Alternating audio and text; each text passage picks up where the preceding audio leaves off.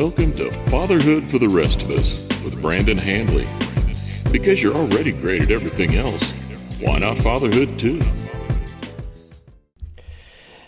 Hello, Fatherhood for the rest of us. This is Brandon Handley here. I am here today with Kenyon Zitzka, who is the founder of the Zero Excuses podcast. He also has the Facebook group called Zero Excuses, which is also pretty awesome. I know that last he and I spoke, it was running at or above 360 so members. And running strong. Kenyon's in there giving nutritional advice, just discipline advice. He's a ex-chief petty officer, currently working for NOAA. I'll put a link to that in the notes here.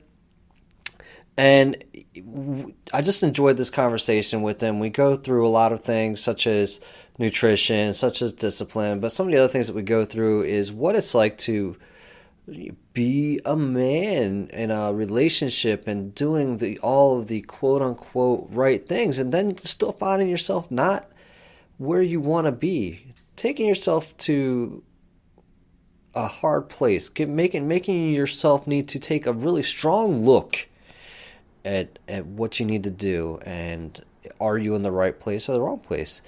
So listen into this conversation. I think that you'll find quite a bit of awesome information in here, and it's definitely going to make you think, and that's why we're here. Kenyon, I enjoyed having him on the show. We'll definitely have notes for how you can be in contact with him. I'd love it if you reach out to him and let him know how this show impacted you. And otherwise, if you haven't done so already, please head on over to the iTunes rating place and leave us a rating for 5 stars and a review. Subscribe. Let us know what you're thinking about the show. I always tease, but if you don't like the show and it's really just kind of not your thing, then let a friend know. Let a friend know about the show. Pass it on over to them. And if you are a father who is just enjoying being a father, or maybe you're having some challenges being a father, maybe you're just wanting to celebrate being a father, but hop on in over to Fatherhood for the Rest of Us Facebook group. There's a private group there. It's free, and that allows you to share some of what it's like to be a father inside that group without judgment in there. We won't judge you if you're having a bad day. We're not going to judge you if you put the diaper on backwards. We're not going to judge you if you accidentally wash the bra. Look, man, we've all been there. We've all gone through a lot of these things ourselves, and we're just dads, man. We're fathers. We want to do the best that we can, and some days are wins, some days they aren't. But come on in, hang out in there with us, and we'll talk it up. Other than that, if you don't want to join up with the group, if group things aren't your thing, and you just want some one-on-one, you want a conversation, then reach out to me at brandon@brandonhandley.com, or you can shoot me, if you just want to talk directly on the phone, we can do that too. You can check out reconstruct.brandonhandley.com, and that'll take you to a place where you can schedule some time. We can just sit there and chat it up. Until then, guys, enjoy this podcast with Kenyon Zitzka. 5, 4, 3, 2, 1. Hey there, Fatherhood for the Rest of Us. I am on with Kenyon Zitzka. He is the founder of Zero Excuses, whose mission is to help individuals from diverse backgrounds break through barriers and reach new heights of achievement. Through his podcast, blog, and other channels, he shares the most effective tools, strategies, and tactics of those he interviews to help others break out of their limiting beliefs to accomplish their ambitious goals and dreams. Kane is currently a member of the U.S. Navy Reserve, serving as a Master Chief Petty Officer. He served on active duty from 1997 to 2007 and 2010 to 2011. Duty stations included USS Paul Hamilton, Assault Craft Unit 2, and Camp Lemonnier. Is that how you say it? Lemonnier? Lemonnier. It's French. Lemonnier. In his civilian career, he currently serving as a post engineer for the National Oceanic and Atmospheric Administration ship Nancy Foster. In his spare time, Kane enjoys fitness challenges, go-ruck challenges, OCRs, etc., auto racing, and any outdoor activity. Kane currently resides in Charleston, South Carolina with his wife, Jamie, and 2.5-year-old daughter, Piper. He holds a Master of Engineering in Mechanical Engineering from Rochester Institute of Technology. Kenyon, man, thanks for hopping on today. That was a mouthful. I always say whenever I see National Oceanic I just say Noah, N-O-A, you know what I mean? So Yeah, you're just like Noah, because that by itself is a mouthful. Thanks for hopping on today. You're saying this is your first interview for a podcast, sitting in the guest seat. So I appreciate you taking the risk with this show.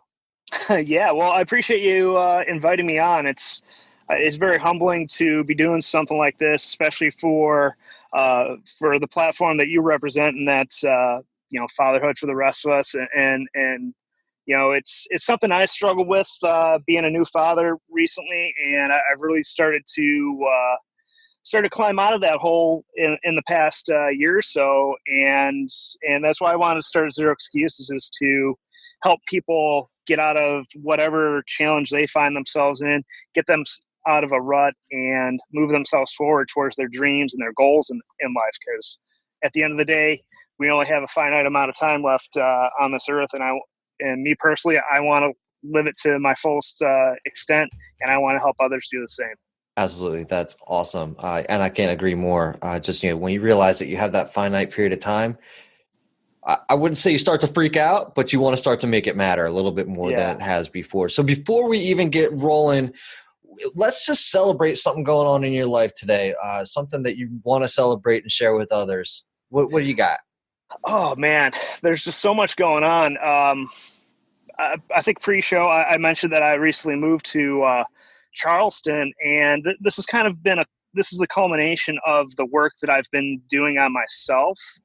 And this move down to Charleston and my newfound position with Noah, as you mentioned, has really allowed me to get back a lot of freedom and flexibility in my life that I had really sold out after my active duty time in the Navy. And it's really allowed me and my wife, me and my daughter, and us to all really find a new connection and take our relationships to the next level. So that's really what I've been celebrating recently, and what I've been grateful for most recently. That's fantastic. And you hit on that in one of your most recent episodes. I think it might be your very most today's Wheelbook Wednesday.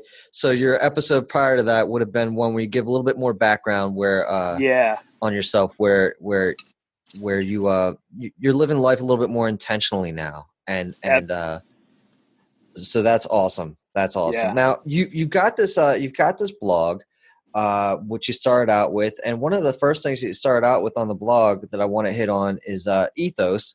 And then, I have a question on that for you. And then I really want to know, what inspired you to take this immediate jump into the podcast realm? Well, first off, my ethos, I've actually kind of pivoted a little bit on that recently, and I've kind of changed the wording on that. And it's I call it now a personal doctrine, and it's essentially your belief system. And as you mentioned, I've started living a lot more intentionally recently. And one of those things has been engineering my own belief system and identifying what beliefs aren't serving me anymore, and replacing them with empowering beliefs. And this is kind of a perfect segue into why I started the podcast. And one of my deficiencies I identified was that I was a pretty shitty communicator. I hope I can I can cuss like a sailor on here. Well, I mean, you may as well, because you already are. Yeah, but I was a shitty communicator, and that's one of the things that I needed to work on. And at the same time, I could also spread the message about the work I was doing on myself, and share my resources, and kind of knock out two birds with one stone there, work on my communication and share my resources with the world. So that's really why I started the podcast, and why I believe that ethos and now my personal doctrines are front and center in my life. I love it. And I love your ethos on your blog. Is there anything that has changed in yours recently? Because you'd mentioned on here that that it should change a little bit. So if you were to look back, I know I didn't prep you for this at all, but if you were to look back over your, or if you can recall it, is there anything that since you've written it that you've changed? Well, the biggest thing is that I have control over my thoughts. Um, Years ago, my thoughts would happen haphazardly. And what I mean by that is the thought would appear and I would believe that that's how I was wired. And the biggest, I guess, game changer that I've found most recently is that through the practice of meditation and educating myself, I've been able to essentially take a step back in my own mind and develop a second layer of awareness in observing my thoughts and deciding, is this thought something that serves me, or can I think about this a better way so that it moves me towards my goal? Because one of my biggest beliefs is that everything happens for me, not to me. Everything is, nothing has meaning. And the only time it has meaning is the meaning that I assign something. So I might as well be intentional and assign a positive meaning to everything that happens to me. And that may sound like pie in the sky or woo-woo to people, but I'm telling you, if you're able to make that change in your own mind, it's really gonna be empowering and kind of set you free in a way. I love it. Is meditation something that the Navy gave you? Negative. I started that maybe 6 months ago, and I wish I had been doing it for a long time. And you know, I don't run around with a granola bar in my hand hugging trees by any means, but it's really something that I had to spend a lot of time integrating into my life and giving it a real fair shake. And I've tried various apps on my iPhone, but most recently I've been doing a 2 minutes of intentional breathing. You might have heard of box breathing by Mark Divine. Yes. I do that for 2 minutes, and then I spend 2 minutes reciting a mantra in my head. Whatever, if there's something I'm struggling with, something I identified that I need to change from the previous day, I kind of rewire my brain with a mantra. For example, this morning, preparing for this, one of my mantras was, I'm an effective communicator. So I wire that into my brain to prepare for this interview.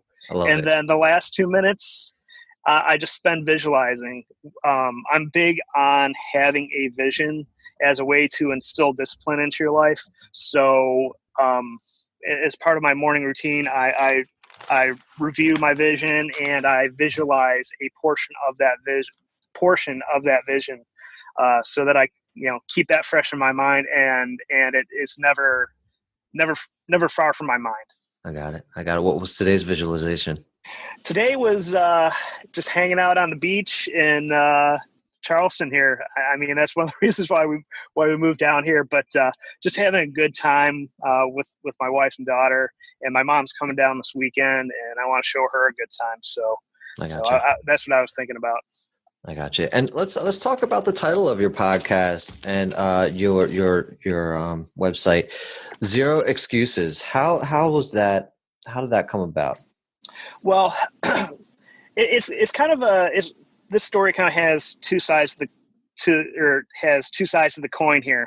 The first side of the coin is, as you mentioned, I'm a Master Chief Petty Officer in the Navy, and if anyone's spent time in the Navy or is familiar with the Navy, they've heard of the Chief Petty Officer mess, and that's just the senior enlisted ranks of the Navy. One of our sayings is that's been ingrained in me since my active duty time is results, not excuses. So I wanted to have a name for my show and my blog that reflects that value that was instilled during my time in the military. But also some of the times where I struggled in life after I left active duty was when I didn't have discipline, I didn't have structure in my life, and I was making a lot of excuses and blaming a lot of the things that were happening to me on external forces and making excuses. It's kind of a yin and a yang there. And when I was my most successful, I was making very little excuses. to no excuses. And when I was struggling, I was making all sorts of excuses. So I think the way to live a good life is to live a life without excuses. Right, right. And then, kind of taking that accountability for yourself. And also sounds like you took some, you looked towards where you were successful and thriving, and you said, hey, I want more of this in my life. Does that sound about right? Exactly. You hit the nail right on the head there. Yeah, that's perfect. That's great. So, I mean, what are some of the most amazing things that you're seeing that have happened for you since you started doing this transition, since you started looking at life this way? Well, I already mentioned the kind of a newfound deeper connection with my family. The biggest thing is also it's been starting to reflect financially for me, which has been allowing me some additional freedom to do the things that me and my family value the most, which is spending time together, giving my daughter some amazing experiences. We just had a kick-ass weekend where we, traveled over an hour away to a zoo, gave her an experience there, and just I've had so many more quality experiences with my family. That's the biggest change, and I don't mean to belabor that, but I mean that has been the biggest night and day difference. And it's also been reflected in my health as well. About 4 years ago, I was roughly 40 pounds heavier, and I was really struggling energy wise, health wise, and it's allowed me to take ownership of the outcomes in my life. And just because I don't have energy one day doesn't mean I can't somehow create my own energy to move myself forward. It's just been how do I want to say this? It's really just been empowering, and it's really shown me how much control I have over what happens for me in my life. No, I that speaks really well to me. One of the things that I know that you take a lot of control over is, in addition to your exercise, is also your diet. You want to talk about your diet a little bit, because it sounds like it's got zero excuses built in to that as well. Yeah, and I just want to throw out the disclaimer that I'm in no way, shape, or form a nutrition expert, and I just want to share what works for me with anyone that'll listen, just to give people a sense of what's possible. Absolutely. So, but before I jump into my diet, that I just want to say that. But essentially, I've started changing to more of a vegan-ish diet, I'll say. I started eating a lot more whole foods in their natural form, less processed food, anything that. And I'm going to swear again here, so if you have kids in the car, cover their ears. But food that hasn't been fucked with is kind of my rule of thumb. The more we genetically modify our food, the more we process it, the worse it gets for us, as a rule of thumb. So I started going to the local farmers markets. My wife started shopping there.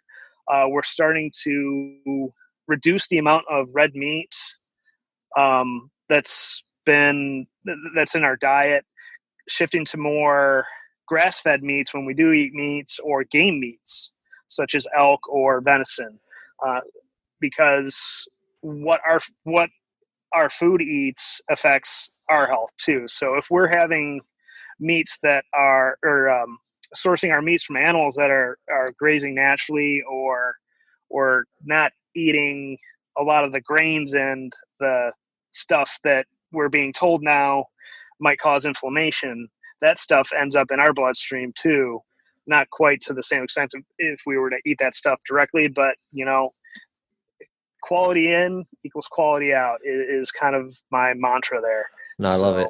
The other thing that you had mentioned that I really kind of took off on, that you posted, I think you posted in the Fatherhood for the Rest of Us group, was that it was less meat, but more quality meat. Exactly. Yep. And yep. I really loved how you broke that down, and pretty much the same that you're saying here. And you saw me. I put on a Facebook Live, jumped in the car. I was inspired by your diet, and I think that again, it leads to being more intentional in your life and knowing and realizing that you have that kind of control.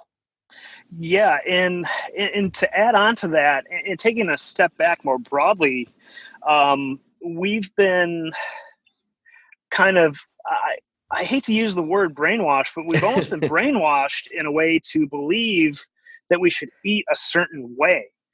And what I want people to take from that is that we need to be skeptical on the information that we are consuming.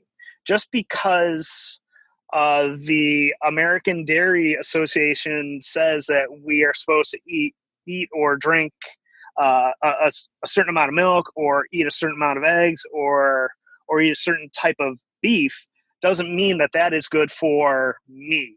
Right. And also, as you're sitting here listening to this podcast and listen to what I have to say, you should be skeptical of the words coming out of my mouth. And you should take a step back and evaluate whether the information I'm conveying to you finds value in your life. Because I'm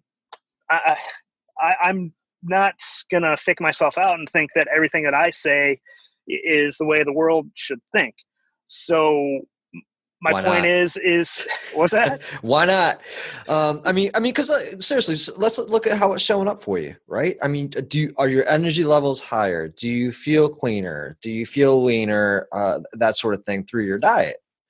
Yeah, 100%. I feel a lot better, and I've been eating well, I would say, for the past like 2 to 3 years, and really watching my diet. So I've been feeling that way for a long time, and it's really taken a giant leap forward, even though I've already been eating relatively well, eating more quality meats, eating colorful vegetables and fruits, and really reducing my sugar intake. Right. And probably my biggest vice right now is coffee and having some alcoholic drinks from time to time. Sure. So I think I'm gonna, Larry Hagner and his group posted up a 30-day challenge. 30-day challenge that I'm gonna follow and see how I feel with that, without alcohol for 30 days. It's pretty amazing, man. So it feels pretty good. I've been doing it myself now since I think the beginning of May. I didn't put it down on a calendar anywhere. I just said, all right, man, I've had it. yeah. I mean, I certainly don't think I have a problem, at least, but right. I don't think I have a problem, but I'm curious to see what effect it has on my quality of life. I think that with anybody who's looking for that extra edge, and it sounds like you are, that it's a noticeable impact. That's what I'll say on that. And if you're looking to, I don't know, maybe shed a couple extra pounds here or there and lean up just a little bit more, it's going to show up. Yeah. I can guarantee that. So look, you've also got your Facebook group, which is thriving, and it has really good engagement and has really good interaction. I want to ask how it's helping you, though, personally. How's it shown up in your life? Again, I'm going to go back to the communication aspect that I feel like I'm. It's going to be constant work in progress for the foreseeable future. It's allowed me to speak a little more on my feet, and it's allowed me to express myself in ways that I never thought I could before. Just like you mentioned, my most recent long show that I released this past Monday, as of the recording of the show, I really opened up for the first time on that podcast, and practicing that type of, I guess, expressing my story and sharing my story with the world, has been beneficial from the standpoint of having a Facebook group. And it's also allowed me to see the impact of my success and being able to inspire other people to make radical changes and long-lasting changes in their lives. um, it's just been humbling to see the response there. And I never imagined it having the impact that it has today. That's awesome. How did it feel? I think when the first time that maybe somebody reached out to you and said, "Hey, you're helping me out," or talk about like maybe the first time somebody did reach out to you and how you felt. It really made me. I'm starting to wind down my career in the military, and that's another reason why I wanted to do this, was to continue to have an impact on people's lives the same way that I do on the way I lead my sailors. But it was really just, it was confirming to me that I can provide a serious amount of value to the world, and it built my. I'm a relatively reserved person. I don't like the limelight, but I still can be that type of person, yet share my story with the world and have people reach out to me, and I can reach back out to them and offer them some real personalized advice. And I still don't need to be that person that has the limelight. And it just proved to me that I could provide value without having this having my face all over Facebook or all over someone's YouTube channel or whatnot.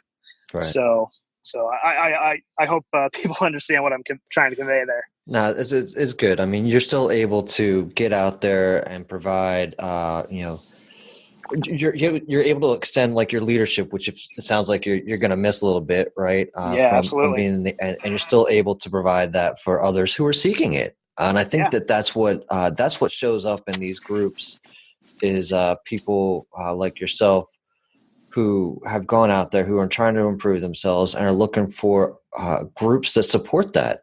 So I think that you've created that. Yeah. Yeah. And the other thing I'll say, it's just truly humbling. And I don't mean to sound like I know everything about everything. I just share my knowledge, and people just latch on to what they need and do with it as they please. So all I got to do is kind of shine my light and see who is attracted to it. Bunch of moths, Kenyon. Yeah. No. But the thing is too, again, like I said, the one that you did this past Monday, when you open up, like you did. Now let's talk a little bit about that. Like opening up, you literally opened yourself up to the world, right? There's the potential for, I don't know how many people can download a podcast, but there's quite a few. Yeah. And anybody now out there in the world can turn that on and hear you at potentially your most vulnerable. How did that feel when you sent that out into the world? Liberating that I finally did it. I've been doing this podcast for 3 months, and I barely scratched the surface in my introductory episode, and I had intended on opening up then, but I didn't have the balls to do it then. So it's again, it's just building the confidence in myself that I can help other people. And that there is something valuable I can share with the world. And if it's through my narrative of my life, and you know what, the reality is I haven't struggled to the extent that a lot of other people have struggled. So I have no excuse not to share my story with the world. Right. So yes, me and my wife have struggled at times. Yes, I've struggled personally at times, but you know what? There's people who are in far worse shape, people that are their marriage is hanging by a thread, and honestly, my story ain't got shit on theirs. And so, let's talk about some of your struggles. I mean, what is like one or two of the struggles that you kind of faced, and maybe what'd you take out of it? But I would probably say my biggest struggle was my need to check off every single box that society, quote unquote, tells us we should check off, such as having a big house with a big yard, having a mortgage, having credit cards, having school loan debt, going to college. I was biting off all of those things, and I thought I was doing what I was supposed to do to Right. be a successful man in today's society. When and it wasn't until I realized that, you know what, I need to decide what works for me. What do I want for my life? What is my vision? Um, I would say that was my biggest struggle, and it was starting to leach into the relationship with my wife, relationship with my then newborn daughter, and my wife actually mentioned to me, like, she didn't understand why we were married. What was the point of us being married? Mm. So that was like Well, how the did that show? biggest. Was that because you were too busy focusing on checking off the boxes? Yeah. I thought she would. How do I want to articulate this? I think I was. However you do it, if she listens to it, it's wrong. Yeah. Well, no, she knows I was going to mention this, so I just want to, again, communicate this effectively to Absolutely, your audience. absolutely, sure. But essentially, I thought she would recognize all those boxes that I was checking off, and I could show her, hey, I was here. Look, this is what I'm doing for you. Yeah. Why aren't you, loving me the way I thought you should? Yada yada yada. So as soon as I said, you know what, I need to stop doing all that, and during this move, we actually decided we need to get rid of the vast majority of our belongings. Right. We need to not have a huge house that requires a lot of maintenance. Right. I had a job that had the classic, work there for 30 years, get a great pension and great retirement. Right. But it was a miserable job that I was driving 1 hour one way to. Yeah. And all those little things added up to this big mountain of shit, and I couldn't breathe. Yeah. And I didn't have the connection with my wife that we once did when we were dating. And as soon as I removed all that extraneous bullshit from my life, it's really flipped the switch. I don't have to come home and maintain a falling apart house, mow the lawn. I don't have to do all that stuff. While I enjoy being self-sufficient, being able to have the skills to do that, it was, doing all that stuff was no longer serving me in the best way it could. So, like I said, as soon as I removed all that bullshit from my life, my relationships with not only my wife and my daughter, but the rest of my family, my friends, that all started changing. I was spending more time. I'm more mindful of how I show up for other people. Right. And that's, I would say that was the biggest struggle, and then the biggest change in my life at the same time. I love it. So, I mean, you kind of overcame it just by being a little bit more aware of it and then making some intentional changes, if I'm hearing you. Yeah, exactly. And also, me and my wife didn't formally sit down and craft a vision, but we kind of pieced together what our life was going to look like. And as soon as we started moving towards that, it's like we're kind of rowing in the same direction now. So that's the biggest game changer is having a shared vision, or having some aspects of our vision overlapping and us working together to achieve that common vision. I love that. Now, how far ahead is your vision set? And like, did you guys sit down and write that out? How did that go? I did, and I shared it with my wife, and she gave me some feedback on it and said, yeah, that resonates with me. Yeah, that resonates with me. Back about 10 years ago, me and my brother used to field a race car up in New York, and I'd like to get back into that. It's lower down on my priority list, admittedly, but that's probably the one thing that we didn't share in common there. But Right.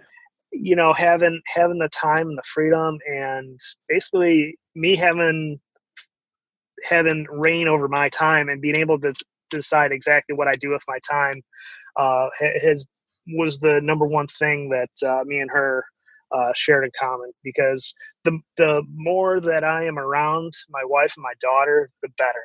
Right. And the more I can do that, the more I've been able to connect with them and just live just live a wholesome life is Yeah. is the best way I can put it. No, that makes sense. That makes sense. One of the things that you jotted down, and one of the things that you're doing with your zero excuses, is the rut busting. Getting somebody who's stuck in a rut out of a rut. If I came up to you and told you I was stuck in some kind of rut, how would you help me out of there?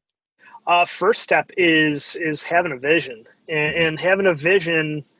If you don't know where you're going in life, how can you get out of a rut to begin with? Right. You got to know where you're headed, or at least start to craft a vision. And it may not feel right to you at the time, but I'm going to use a Navy analogy here. If you don't start moving towards something and you don't get your ship moving, you can't steer the ship. Right. So even if you start heading in the wrong direction, as long as you recognize it, you can turn the rudder and start heading in a new direction. But if you don't start moving, you're not going to go anywhere. So that would be my my first step. Start crafting the vision. Start deciding for you what you want for your life. That echoes a little bit Napoleon Hill-esque. Have you read the Think and Grow Rich? No, I have not. It is on my my reading up and coming reading list. There's so much great information out there. It's hard to consume it all in a short amount of time. No, I'm with you on that. But I'll throw that out there. So I've actually got a vision board sitting up here, and I'm just going to read it off. It says, create a definite plan for carrying out your desire and begin at once, whether or not you are ready or not to put this plan into action. So it sounds like, it sounds very similar, right? Set up get somewhere, just start going towards it, set up that vision. So yeah. I love it. And I love getting a little bit of Navy insight. That's awesome. Yeah. That's awesome. Let's talk about your wheel book. Yes, my wheel book. That's essentially, I've got it right now. I've got a few notes that I jot down. I just keep it in my back pocket. I keep one in my truck. These things, that's something that's been ingrained with me since day one in the Navy, is write shit down. And I've never been the best note taker by any means, right. But if it doesn't get written down, at least for me, it gets lost. I can have the fanciest apps on my phone. I can have the fanciest software on my computer, but there's something about taking out a pen and writing something down on a piece of paper. I don't know what it is. Maybe it's the amount of effort that you invest when you write down a thought or you write down a task, that it just gets deep. It gets ingrained deeper in me if I take the effort to write it with pen and paper. I agree wholeheartedly with that. And I'm going to go woo-woo on this one for you. For me, I look at it kind of like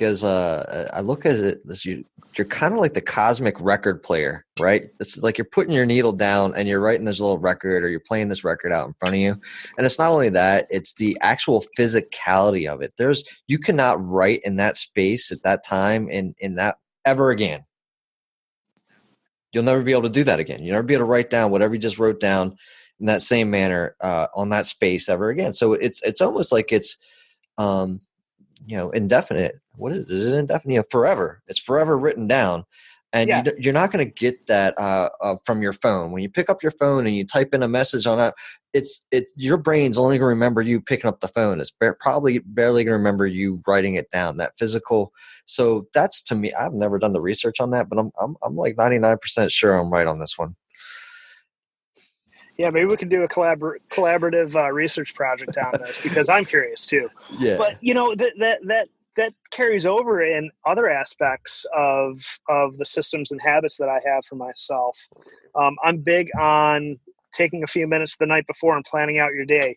I used to do that on my Google Calendar, and it just, for whatever reason, again, it didn't work for me. But as soon as I started writing it down in pen and paper, man, I've been 10 times more productive, and I just don't forget shit at the same rate that I forget it if I just plug it into my phone.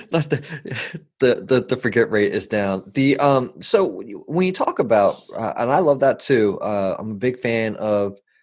You read Darren Hardy's Compound Effect, and bookending. bookending your days. So you can start your day any way you'd like, and you can end your day any way you'd like.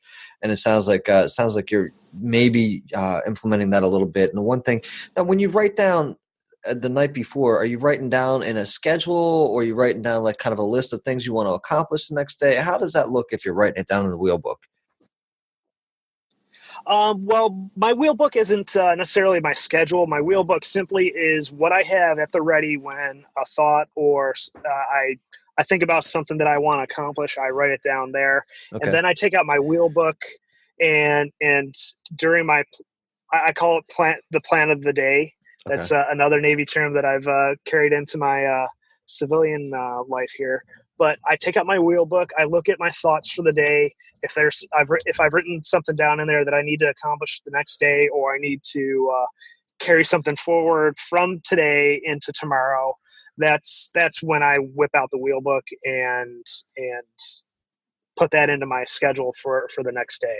Okay, I got it. I love it. And you've got a link to the wheel book on your site as well. I just want everybody to know that they can check out that wheel book there. I'm probably going to buy myself a stack because they just look cool. Yeah, they're just convenient pocket size. They don't have the friggin' metal spiral that you Yeah, find in a lot of the pocket size notebooks that I'm stab you in looking. the I'm friggin' looking at one of thigh. those right now in front So of me. I'm looking at one of those right in front of me, and I've actually I've got like these metal spirals all crapped up all over the place, they look cool. I'm not gonna lie, they look kind of yeah, cool. And you also have a link to some of the apps that are useful for you. And we're going to segue a little bit from kind of some of the other stuff into parenting, being a dad.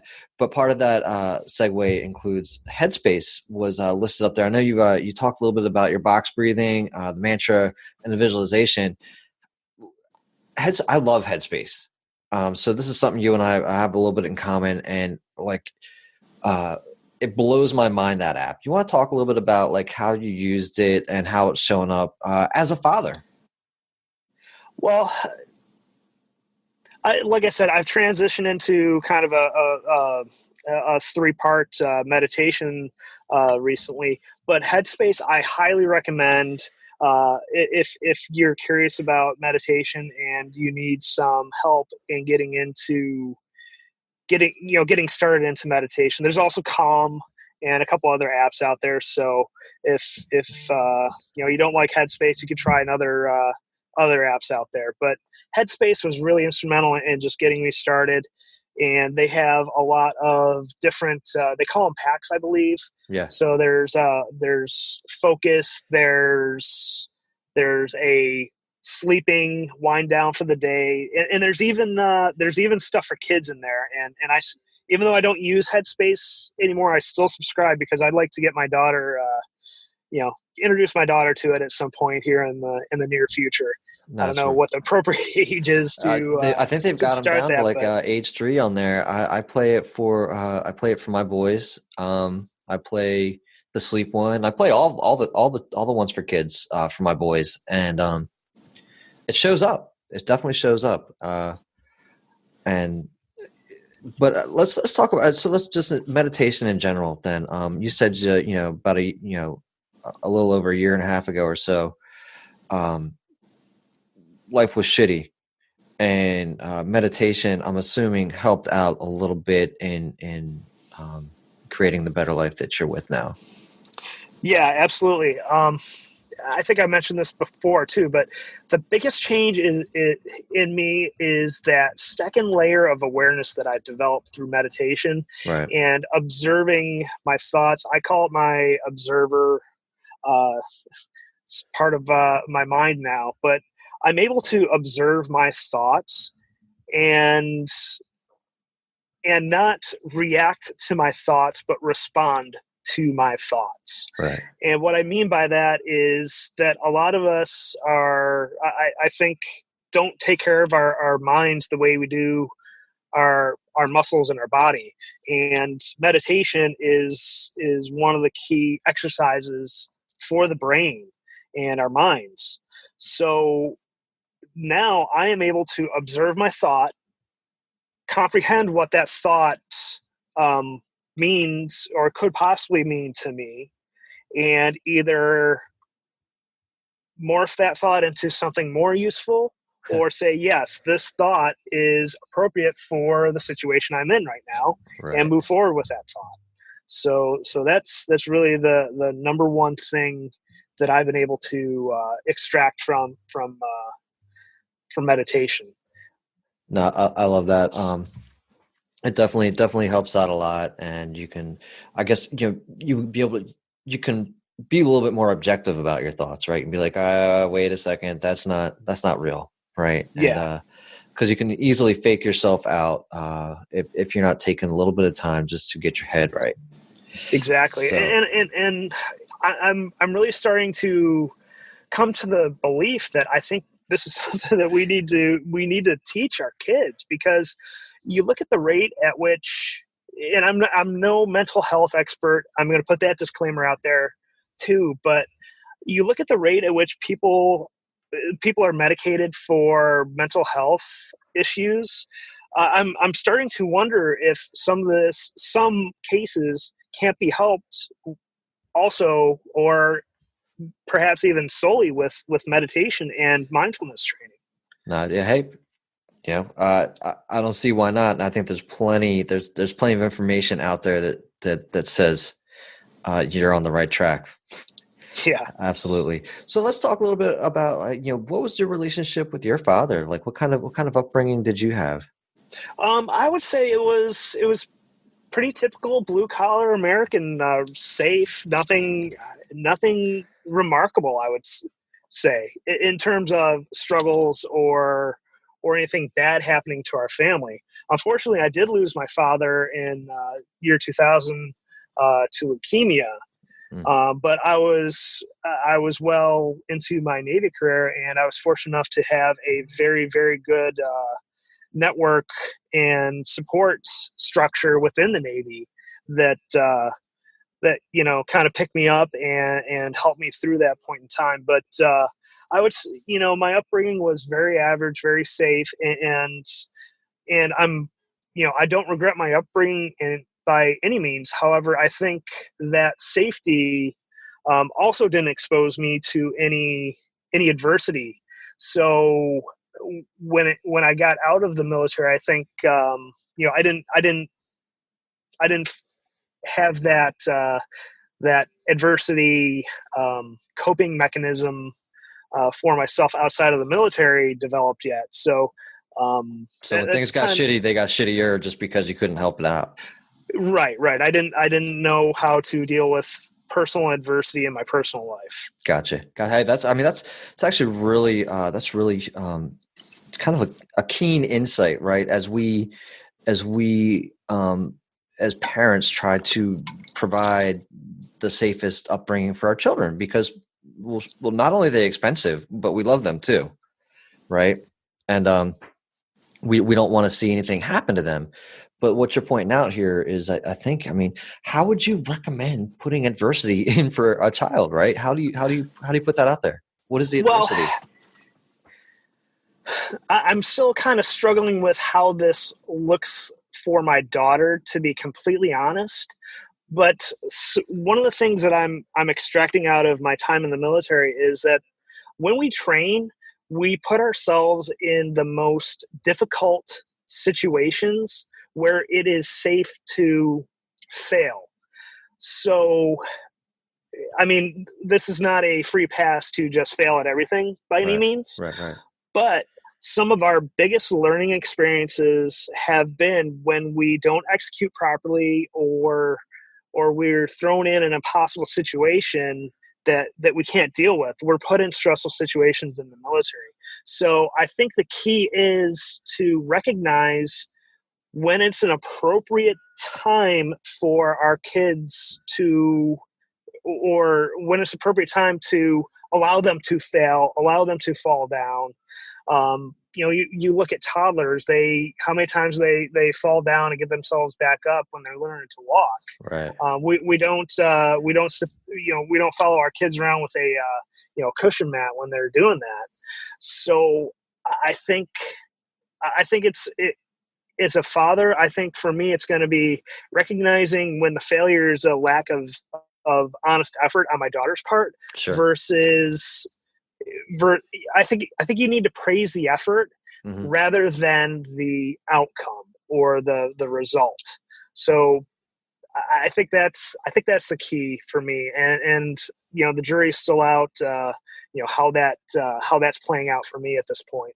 Right. At 2.5 and Piper. I love the name. I love the name Piper. What is that a family name or? Honestly, we kind of came up. That was a name that we were kind of kicking around in the periphery. It wasn't the. I don't think it was our first choice, but after she was born, we still hadn't decided, and we just said Piper. Right on.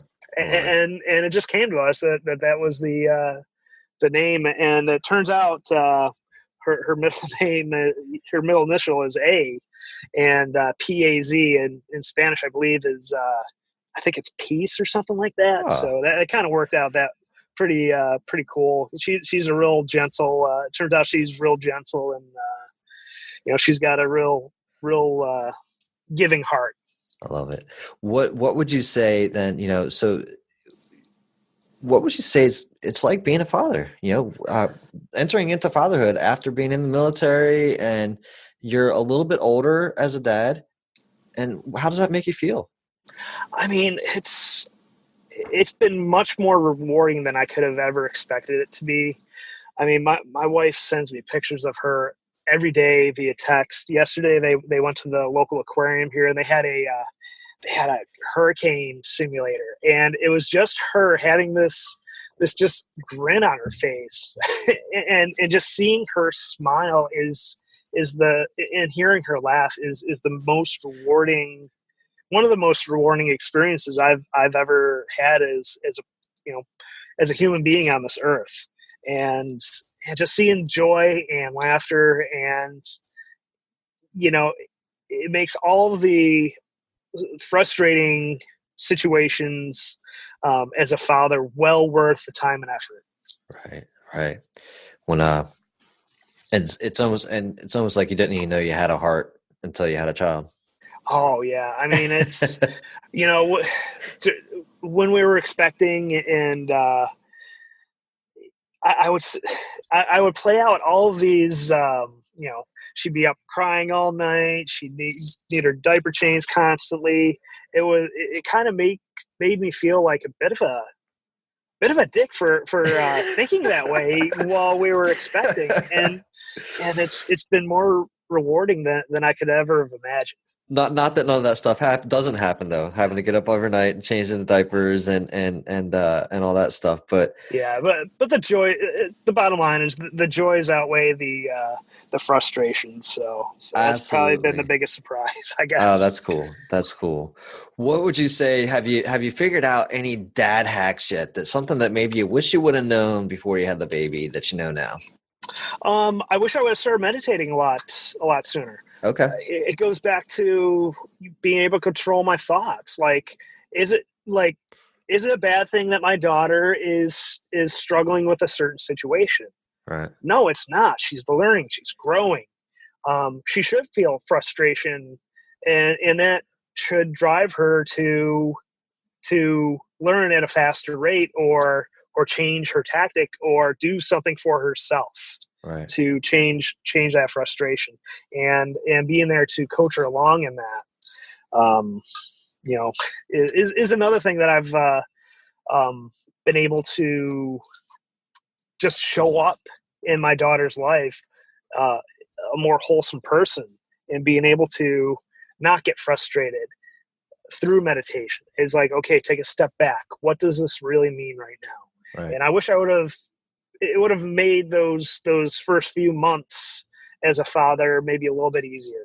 Gotcha. Hey, no, that's definitely brilliant. I wish, likewise, that if I had started meditating 7 years ago now, and maybe not just a little bit before that, then there would have been a lot less frustration and angst on my part, most likely. Maybe. Yeah. It's a good one.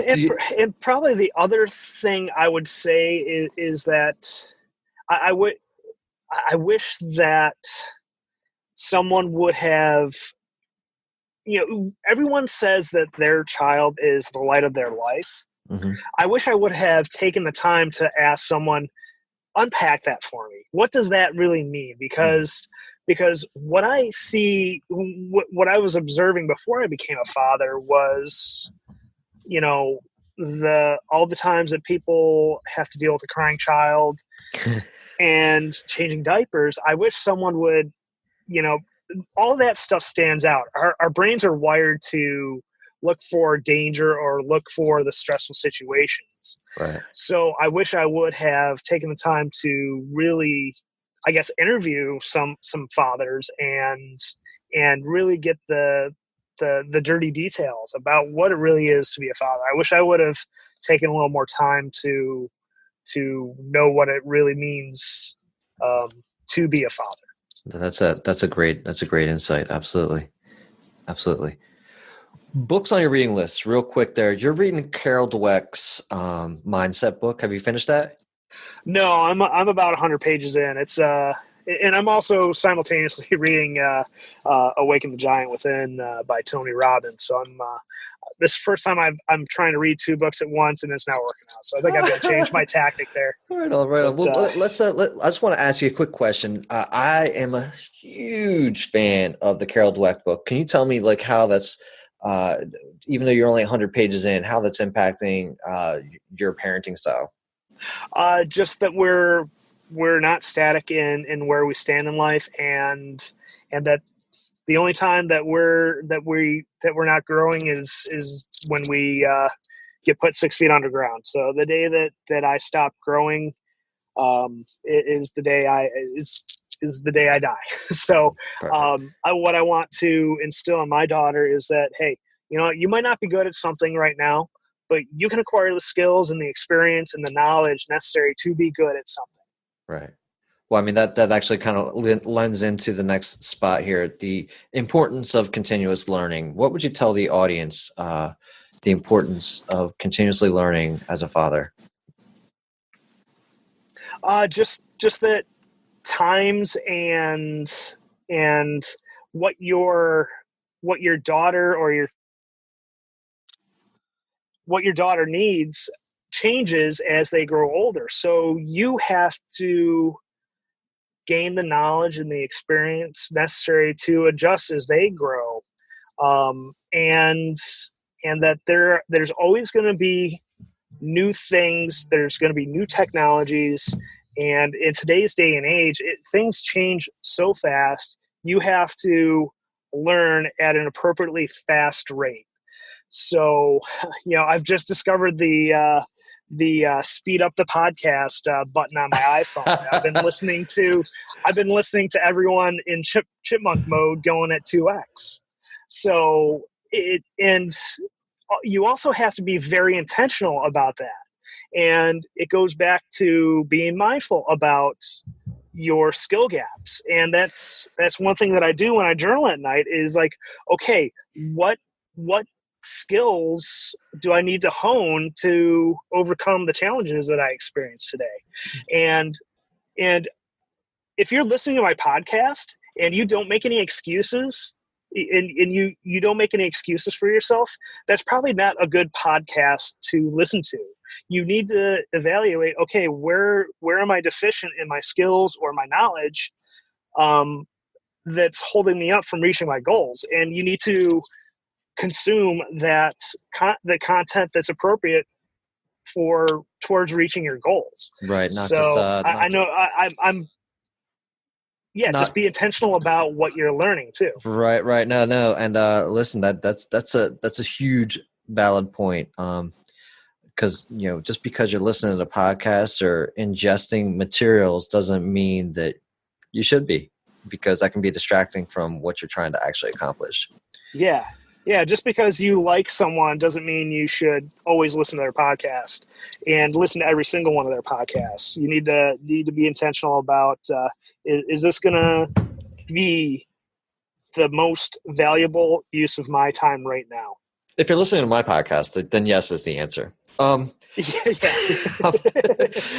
I mean, I just want to make a strong point there in that there's so many people that just blindly say, oh, this is a cool podcast to listen to. no, decide for you if this is going to move you towards your goal in life. No, that's great. So, I think that's definitely a great point. There's also there's a number of podcasts that I, for example, will tune in and out in on, and when I hit them, they're great for me, right? And if I don't have them, I'm not missing them. So there's some that just kind of add like a greater nuggets to my life, and I can always say this too. I haven't listened to any podcast ever that I can think of that hasn't served me better than watching a TV show. Absolutely. So yeah, that's another big change that I've made is I've gotten rid of cable too. So. Wow. So yeah, I'll tell you, man, life's different when you really kind of put it under a microscope and or even just a magnifying glass and start saying, hey, what if this is gone? What if I whittle this away? You had Essentialism listed as a book to read as well. I'm just going to throw it out there. I'm not going to hit on it though. I know we both have to get rolling. My last question for you today is just going to be, what if your daughter writes you a letter 10 years from now? What would you like to be on that letter? Oh, man, that is a really, really powerful question. And I just want to say, I wanted to say that my dad was there when I needed it. My dad was always there when I needed him the most. That's what I wanted to say. It could say anything else, but if I'm there every time my daughter needs me, I think I'm doing my job as a father. Got you. That's awesome. Let's tell people where they can connect, brother. Well, you can connect with me several different ways. You can, simply friend me on Facebook. My name is Kenyon, Kenyon, Zitzka, Zitzka. You can hit me up on Facebook. Also, kenyon.zitzka@gmail.com. You can join our Facebook group. As of this recording, we got 325 people that are having some amazing conversations. So if you're not in that group, you're missing out. And don't forget to join the Fatherhood for the Rest of Us Facebook group too. That's another awesome resource. Thanks for that shout out, brother. Hold on, let me wipe the brown off my nose here. But, man, that was nice of you. That was nice. I'll take it. I don't care. Yeah. No, your group is definitely awesome. Yeah, it's definitely doing a great job with it. And I also have a website, kenyonzitzka.com. Primarily right now, I host the podcast on there. So if you're listening to this on anything other than an iOS device, you can catch the podcast there. I haven't gone through the steps, admittedly, to get my podcast on any other platform at this point, but it's definitely in the works. Starting this from the ground up, while working a regular 9 to 5, it's been slow, but rewarding at the same time. Right on. Nah. Thanks a lot, dude. Hey, thanks for hopping on the show. I know you got to get rolling, and